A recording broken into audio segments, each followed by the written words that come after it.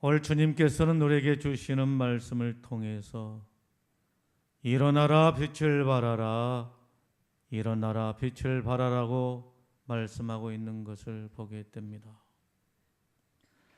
미국에 두 기업이 있었습니다. 이 기업들은 국제 금융기관들인데 하나는 니만 브로더스라고 하는 기업이요, 또 하나는 골드만삭스라고 하는 기업이었습니다. 그런데 이 두 기업의 성격은 서로가 달랐다라고 하는 말입니다. 니만 브로더스는 회사의 목표가 이익을 추구하는 것, 이익을 올리는 것이었습니다. 그래서 이익을 올리는 일이라고 한다면 수단과 방법을 가리지 않고 집중해서 이익을 올리게 된 것이었습니다. 그런데 골드만삭스는 어떤 기업이었는가? 골드만삭스는 공익을 추구하는 기업이었다라고 하는 말입니다. 물론 기업이 이익을 추구하고자 합니다마는 골드만삭스는 미국에 유익하고 세계에 유익하고 온 인류에 봉사하고자 하는 기업이었다라고 하는 말입니다. 이처럼 두 기업은 운영 목표가 완전히 달랐다라고 하는 말입니다. 그런데 그 결과는 어떻게 되었을까요? 니만 브로더스는 얼마 가지 않아서 큰 부도를 맞게 되었고, 이 일로 인해서 세계 경제가 휘청거리게 되었다라고 하는 말입니다. 미국 경제뿐만 아니라 전 세계 경제가 큰 불경기를 맞이하게 되었다라고 하는 말입니다. 그런데 골드만삭스는 지금도 여전히 튼튼하게 잘 성장하고 있다라고 하는 말입니다. 그런데 이 골드만삭스가 2007년 1월에 한국에 대한 레포트를 내게 된 것입니다.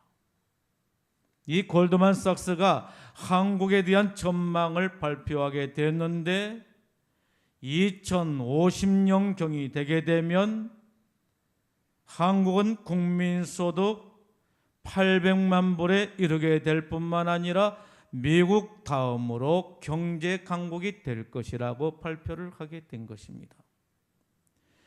지금은 한국이 분단국가이고 어려운 처지에 놓였지만 조만간 그 모든 것을 다 극복하고 미국 다음으로 경제 강국이 될 것이라고 발표를 하게 된 것입니다.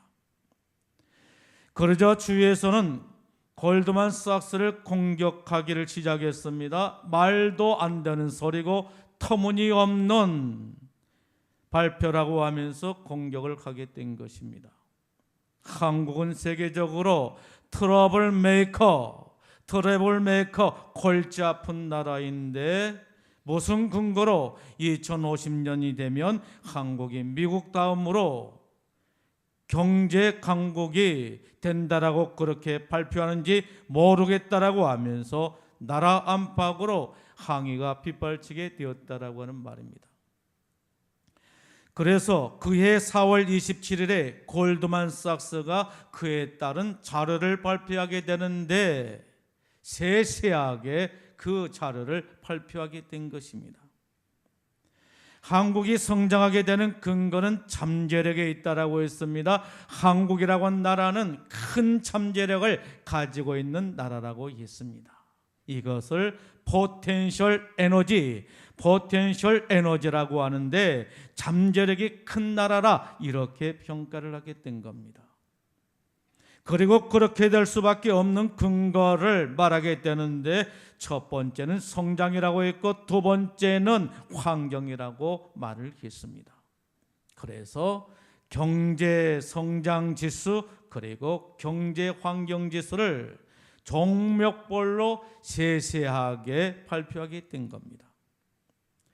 그러면서 이런 근거로 인해서 한국은 2050년경이 되게 되면 경제 강국이 될 것이라고 발표를 하게 된 것입니다. 그리고 마지막에 뭐라고 썼느냐 하게 되면 한국은 그때가 되게 되면 일어나 빛을 발하게 될 것이라, 일어나 빛을 발하게 될 것이라고. 오늘 성경에 있는 이 말씀을 기록하게 되었던 것입니다.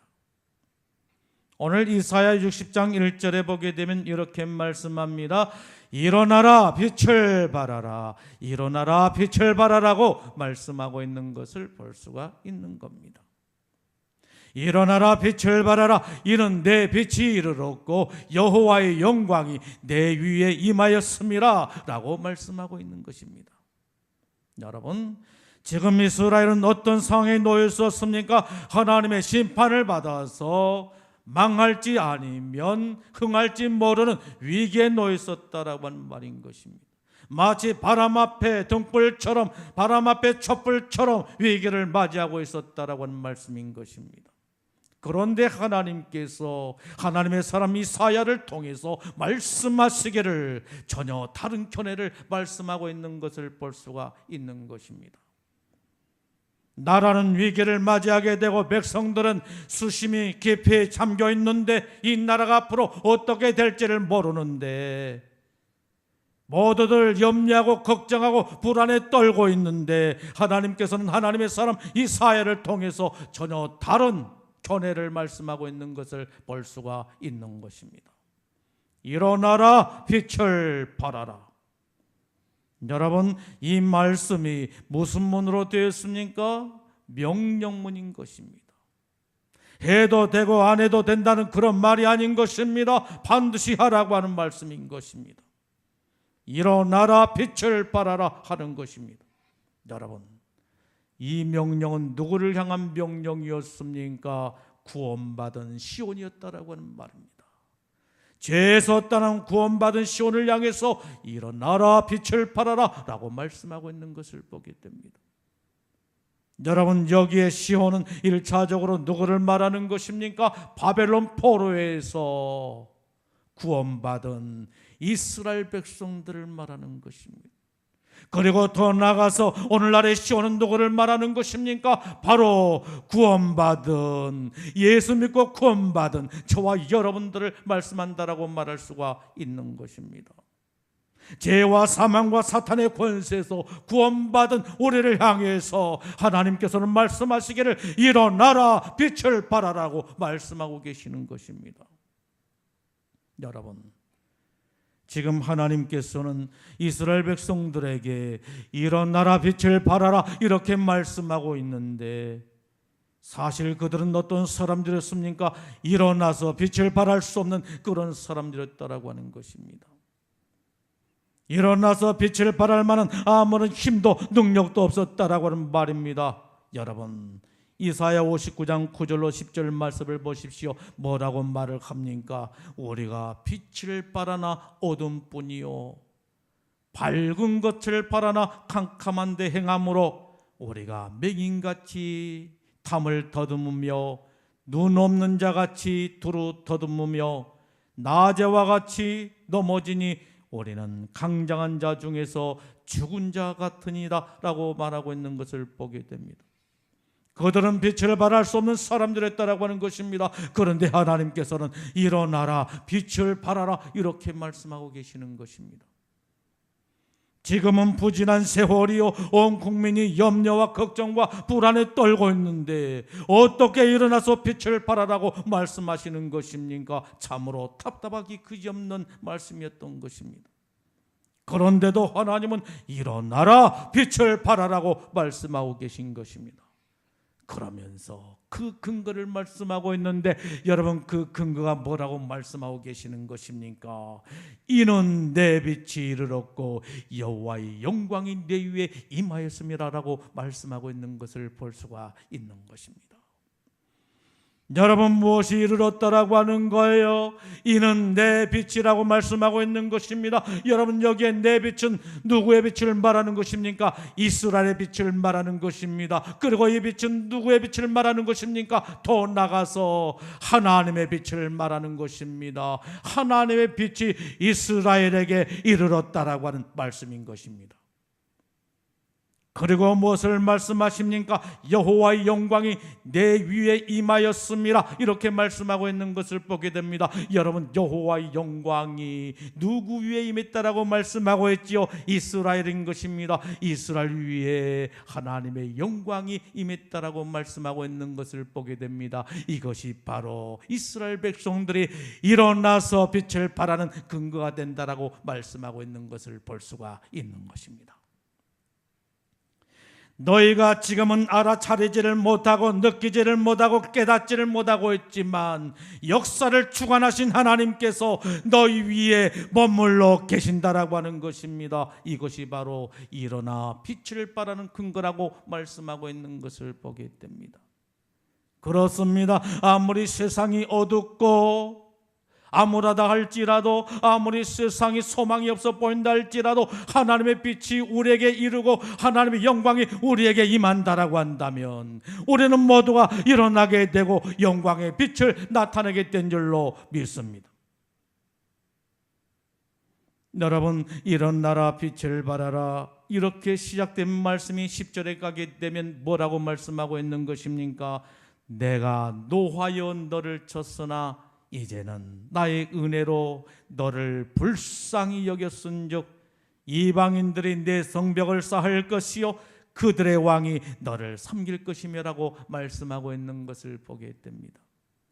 여러분, 여기에 보게 되면 내가 노하여 너를 쳤으나 이렇게 말씀하신 것입니다. 여러분, 내 하나님께서 이스라엘 백성들을 향해서 노하시고 치시게 된 것입니까? 그들이 가만히 있는데 하나님께서 노하시고 치신 것입니까? 아무런 잘못이 없었는데 하나님께서 그들에게 노하시고 치신 것입니까? 아닙니다. 그러면 뭐 때문에 하나님께서 그들을 노하게 하시고 치신 것이었습니까? 그것은 바로 그들의 죄 때문이었다라고 하는 말씀인 것입니다. 어떤 죄였습니까?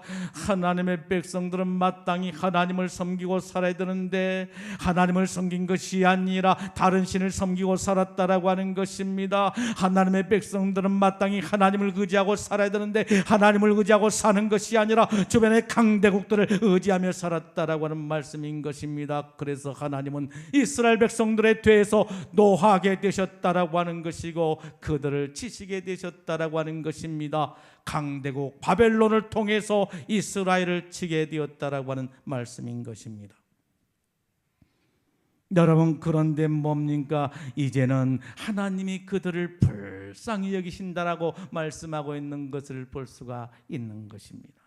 그리고 이방인들이 오히려 이스라엘의 성벽을 쌓고 온 세계 왕들이 너를 섬길 것이라고 말씀하고 있는 것을 보게 됩니다. 이사야서를 보게 되면 두 부분으로 나누어서 생각할 수가 있는 것입니다. 1장부터 39장까지 나눌 수가 있고 40장부터 66장까지를 나눌 수가 있는 것입니다. 여러분, 그렇다면 1장부터 39장까지의 내용은 주로 무엇을 이야기하고 있는 것입니까? 모세의 율법을 대표하는 심판과 징계와 꾸지람을 말씀하고 있다라고 하는 말씀인 것입니다.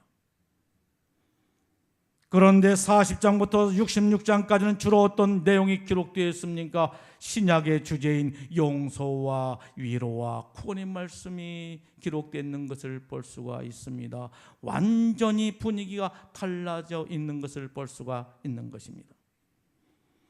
여러분, 그 대표적인 구절이 뭡니까? 이사야 40장 1절의 말씀입니다. 너희의 하나님이 이르시되 너희는 위로하라, 내 백성을 위로하라, 이렇게 말씀하신 것입니다. 여러분, 여기에 위로하라, 이 말씀은 히브리어로 나하무, 이렇게 말하는 겁니다. 나하무, 암미, 나하무. 무슨 말입니까? 위로하라, 내 백성을 위로하라 라고 하는 말씀인 것입니다. 이사야 1장부터 39장까지는 주로 심판과 책망과 꾸지람이 주를 이루고 있습니다만은 40장에 들어가면서 나하무, 암미, 나하무, 위로하여라, 내 백성을 위로하여라, 이렇게 말씀하고 있는 것을 봅니다. 그리고 오늘 이사야 60장 10절을 보십시오. 뭐라고 말씀하고 있지요? 내가 노하여 너를 쳤으나 이제는 나의 은혜로 너를 불쌍히 여겼은즉 이방인들이 내 성벽을 쌓을 것이요 그들의 왕이 너를 섬길 것이며 라고 말씀하고 있는 것을 볼 수가 있는 것입니다. 여러분, 무슨 말입니까? 이제는 달라지게 된다라고 하는 것입니다. 완전하게 달라지게 된다라고 하는 것입니다. 내가 너를 불쌍히 여긴다라고 하는 것입니다. 왜 달라지게 되는 거예요? 내가 너를 불쌍히 여긴다라고 하는 말씀인 것입니다. 하나님이 너를 불쌍히 여긴다라고 하는 것입니다.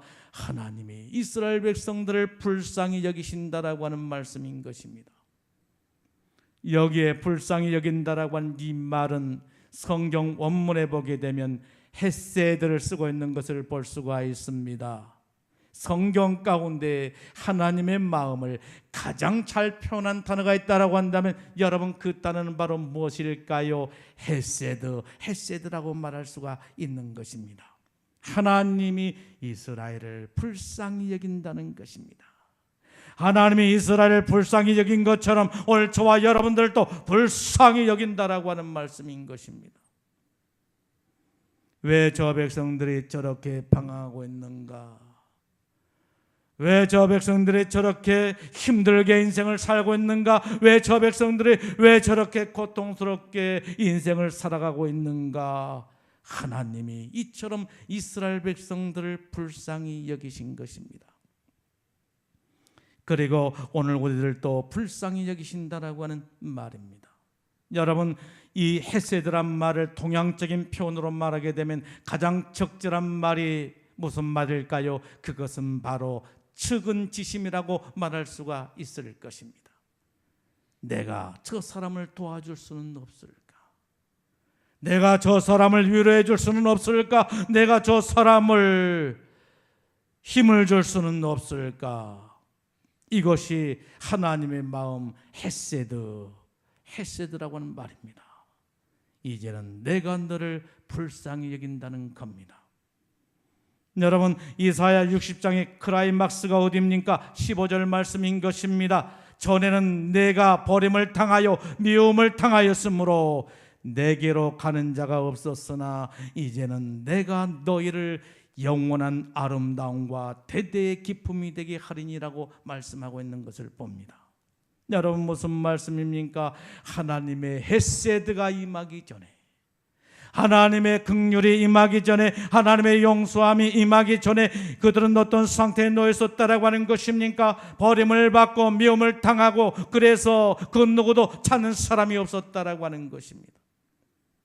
그런데 이제는 달라지게 된다는 것입니다. 어떻게 달라진다라고 말씀하고 있는 거예요? 이제는 내가 너를 영원한 아름다움과 기쁨이 되게 하겠다라고 말씀하고 있는 것을 보게 됩니다.